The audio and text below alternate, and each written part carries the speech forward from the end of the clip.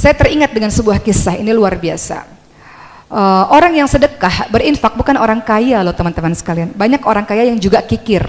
Orang yang berinfak, orang yang bersedekah adalah orang-orang yang mau, bukan orang-orang yang mampu. Betul nggak? Bahkan orang miskin pun bisa sedekah kalau mau. Orang mampu pun nggak sedekah kalau nggak mau. Betul nggak? Ada sebuah kisah sahabatnya Rasul di zaman dulu namanya Sya'ban. Saya suka sekali kisah ini.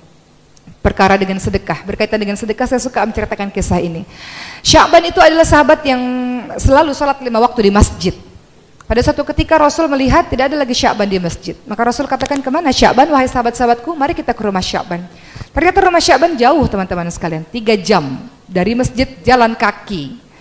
Bayangkan bagaimana Sya'ban menuju ke masjid setiap harinya, sementara jalan kaki 3 jam dari rumah ke masjid.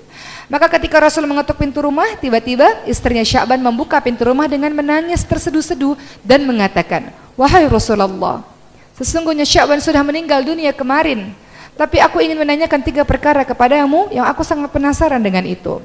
Detik-detik wafatnya Sya'ban mengatakan 3 hal. Yang pertama, kenapa nggak lebih jauh? Kedua, kenapa tidak lebih baru? Dan ketiga, kenapa nggak lebih banyak? Begitu yang Sya'ban teriakkan sampai kemudian ia meninggal dunia. Apa maksud dari perkataan Sya'ban ya Rasulullah? Begitu kata istri Sya'ban. Maka Rasul mengatakan, ketika detik-detik wafatnya seseorang, sesungguhnya Allah sedang memperlihatkan ini neraka, ini surga kepada dirinya. Maka Sya'ban mengatakan, ketika Allah memperlihatkan surga kepada dirinya, Sya'ban mengatakan, kenapa nggak lebih jauh ya Allah? Kenapa rumahku nggak lebih jauh jaraknya ke masjid, supaya aku bisa berjalan lebih jauh dan aku bisa mendapatkan pahala lebih banyak? Padahal udah 3 jam loh jalan kaki dari masjid ke rumah. Sya'ban mengatakan, kenapa nggak lebih jauh? Andaikan lebih jauh aku bisa mendapatkan surga yang memiliki derajat lebih tinggi. Kedua, Sya'ban mengatakan, kenapa nggak lebih baru ya Allah? Jadi Sya'ban sehari-harinya memakai 2 baju. Baju di dalam baju yang bagus, di luar ditutupi baju yang usang. Setiap jalan ke masjid, debu-debu kena kepada baju yang usang. Sampai di dalam masjid, dia buka baju yang usang, dia pakai beribadah kepada Allah baju yang bagus.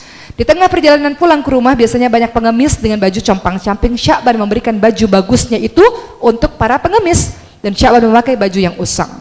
Maka Sya'ban mengatakan, kenapa sih waktu aku hidup nggak kasih baju yang lebih baru, yang lebih bagus? Kenapa sih sedekahku tuh nggak lebih yang hebat, yang terbaik? Sya'ban merasa baju bagusnya itu harusnya bisa kasih yang lebih bagus lagi. Padahal Sya'ban orang fakir, orang miskin juga. Dia menyesal. Sudah sedekah tapi menyesal. Kenapa ya nggak lebih baru? Kenapa ya nggak kasih yang lebih bagus? Enggak. Kemudian yang ketiga, Sya'ban mengatakan, kenapa nggak lebih banyak? Karena hari-hari Sya'ban itu membawa roti untuk dia makan. Namun setiap di tengah perjalanan, setengah roti dia berikan untuk fakir miskin, setengahnya dia makan sendiri. Maka Sya'ban mengatakan, kenapa sih nggak lebih banyak sedekahnya waktu aku hidup? Menyesal dia.